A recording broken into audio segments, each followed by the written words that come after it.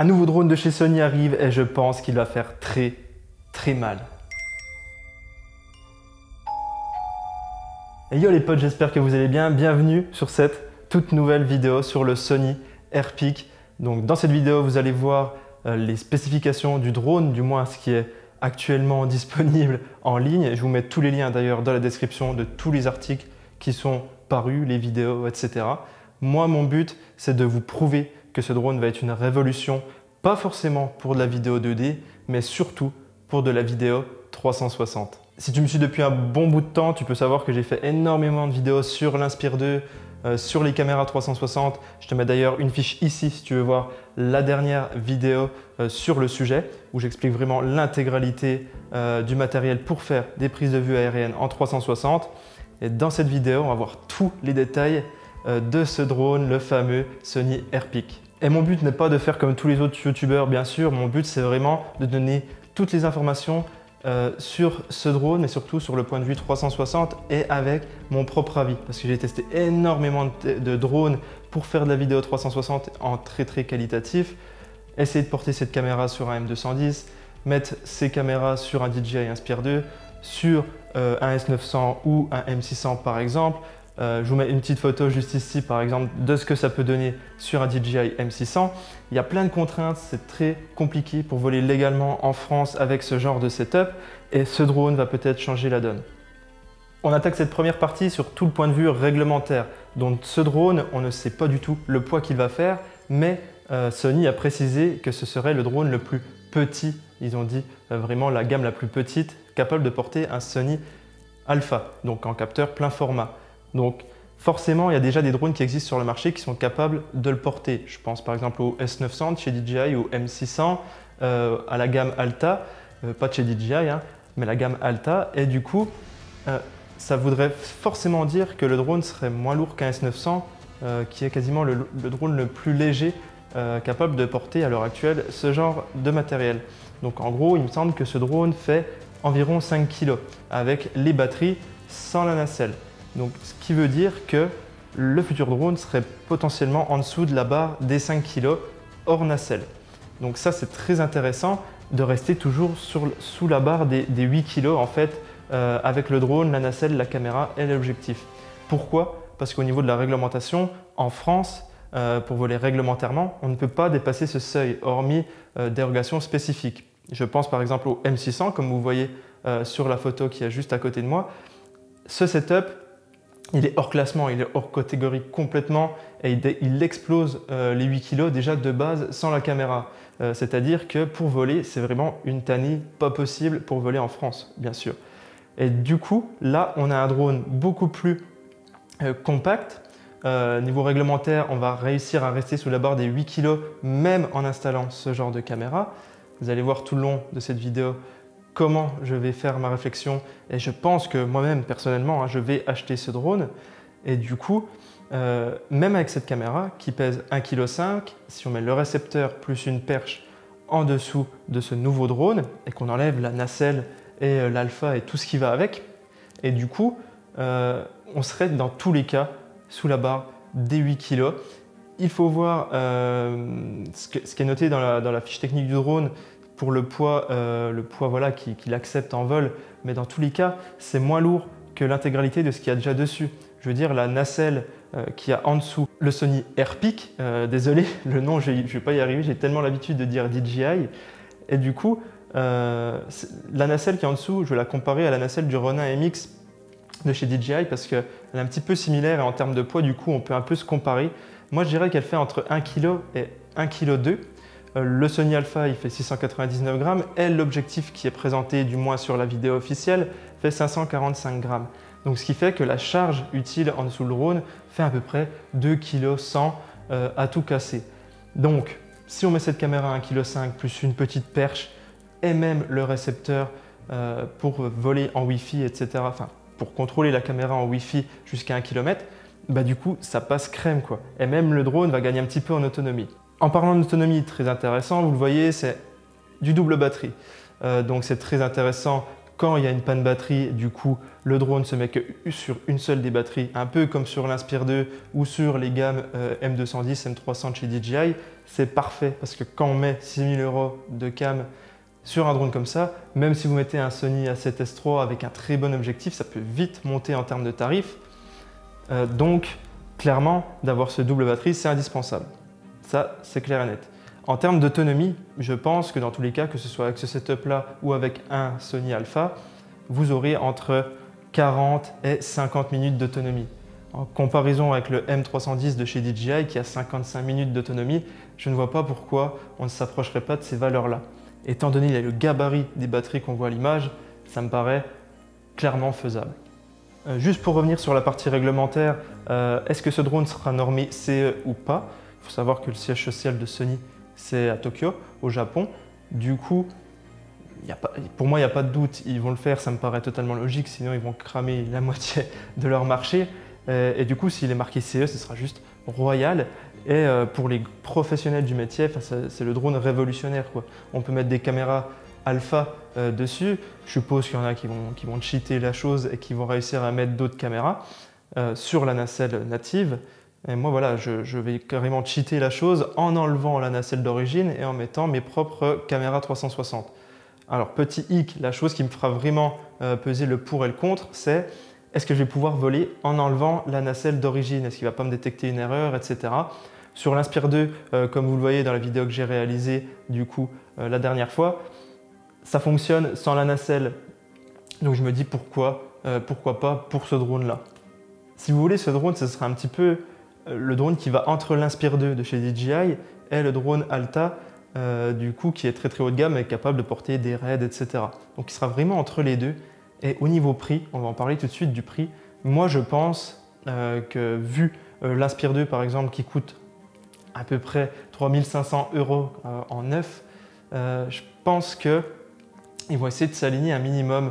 À mon avis, le drone seul, je parle le drone seul sans nacelle et sans la caméra, ou peut-être avec la nacelle, sera aux alentours de 4 000 € à 6 000 € grand maximum.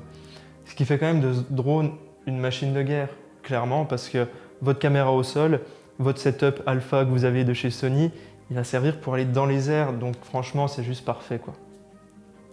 Au niveau de la sortie, de la date de sortie, ça me paraît un petit peu flou. En fait, Sony a commencé à dire qu'il lancerait sa nouvelle société du coup d'ici le printemps 2021. Je ne pense pas que le drone va sortir directement. Je ne pense pas qu'il est totalement prêt, il recherche encore quelques collaborations, etc. Et le drone ne doit pas être totalement optimisé, je pense, pas totalement fini. Ils vont peut-être seulement lancer, à l'heure actuelle où je vous parle, vraiment la production à grande échelle. Mais ce que je veux dire par là, c'est que moi j'attends plutôt ce drone vers l'été 2021. Avec tout ce qui se passe en ce moment, c'est bien, il suffit qu'ils se prennent une grosse vague de Covid dans l'entreprise et ça retarde tout. Donc clairement, moi je mise sur été 2021. Parlons un petit peu maintenant du fly case qu'on voit dans cette vidéo, donc la caisse de rangement du drone. Je pense qu'en termes de mensuration, elle est plutôt bien cette caisse. J'ai pu calculer du coup toutes les mesures que je vais vous dire dans la suite de cette vidéo, je les ai calculées par rapport à la taille du Sony Alpha qui est la référence en fait sur cette photographie. On connaît cette taille, on connaît la longueur qui fait 128,9 ou quelque chose comme ça, à quelques millimètres près en longueur. Du coup, il suffit de déporter. Si la photo est à l'échelle, il n'y a aucun souci. Je veux dire, si la photo n'est pas biaisée, ces mesures que je vais vous donner là sont plutôt justes. Donc pour moi, ce fly case fera 400 cm maxi en hauteur en comptant voilà, la grosse masse du drone, plus les mousses, plus la petite épaisseur en plastique, entre 400 cm et 500 cm grand maximum. Pour la longueur, je mise sur les 1 mètre, quasiment 1 mètre. Pour moi, ça me paraît totalement plausible, étant donné que ça passe dans n'importe quel type de coffre. Je ne vois pas pourquoi ils s'en seraient privés. Je vais prendre ma feuille pour poursuivre parce qu'il y a beaucoup de données. Alors, en gros, la longueur du drone, donc du coup, avec le train d'atterrissage sur le côté, est environ à 1,160 m. Donc, c'est énorme. Je parle bien avec les pattes déportées sur le côté, donc forcément, c'est plus long. Sans ce train qui est déporté sur le côté, on arrive à 141 cm environ. C'est vraiment environ, sans les pales. Bien sûr, les pales, si vous les rajoutez, vous gagnez forcément quelques centimètres. Je ne sais pas exactement la longueur, mais je pense qu'elles sont à peu près du même gabarit que celle de l'Inspire 2. Alors la hauteur avec le train en l'air, la hauteur du drone avec le train en l'air sera de 450 cm environ. Et en fait, la longueur des pattes en elles-mêmes font 400 cm. Donc c'est là qu'on va pouvoir passer sur notre prochain sujet.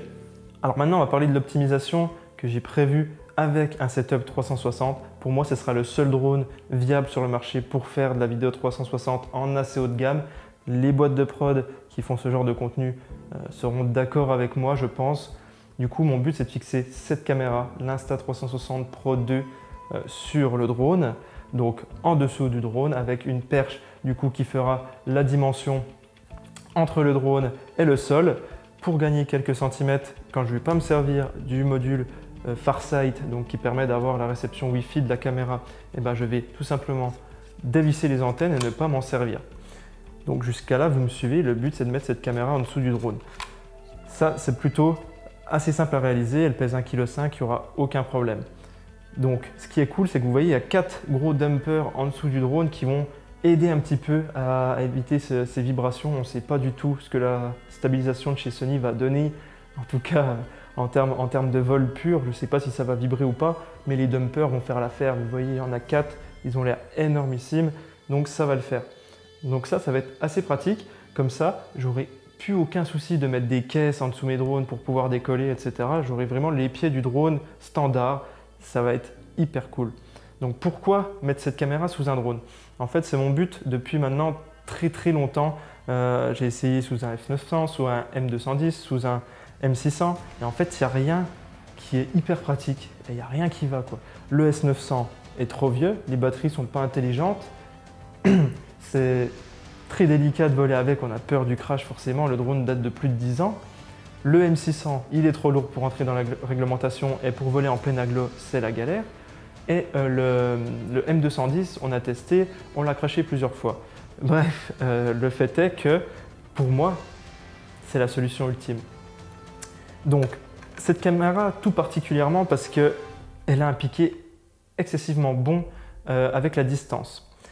Comparé à une GoPro Fusion ou à une Kuka Muka, une Insta360 One X, tout ce que vous pouvez mettre sous un drone en mode prosumer, donc vraiment des caméras entre le pro et le loisir, du coup le piqué est juste horrible, on voit rien à partir de 20 mètres de distance de la caméra, c'est très flou et pour mettre ça dans un casque VR, c'est pas bon. Donc cette caméra, elle est juste bluffante en termes de profondeur. En fait, on n'a pas de flou d'arrière-plan comparé à celles-ci qui ont quand même un flou. Je vais expliquer très rapidement pourquoi. Tout simplement, on a 6 lentilles qui filment chacune en 4K. Déjà, forcément, on a plus de débit de données que ce genre de caméra. Et aussi, au niveau de l'ouverture, elle ouvre beaucoup moins haut. On va dire qu'elle ouvre à f2, il me semble, si je ne dis pas de bêtises. Et les autres caméras, genre GoPro Fusion ou Kuka Muka, ouvrent beaucoup plus fort. Donc f1.8, il me semble, si je ne dis pas de bêtises. Et donc, ce qui fait qu'on a une plus grande profondeur de champ, il y a beaucoup plus de choses de net. Et voilà, le fait de filmer en 4K, forcément, on a beaucoup plus de pixels.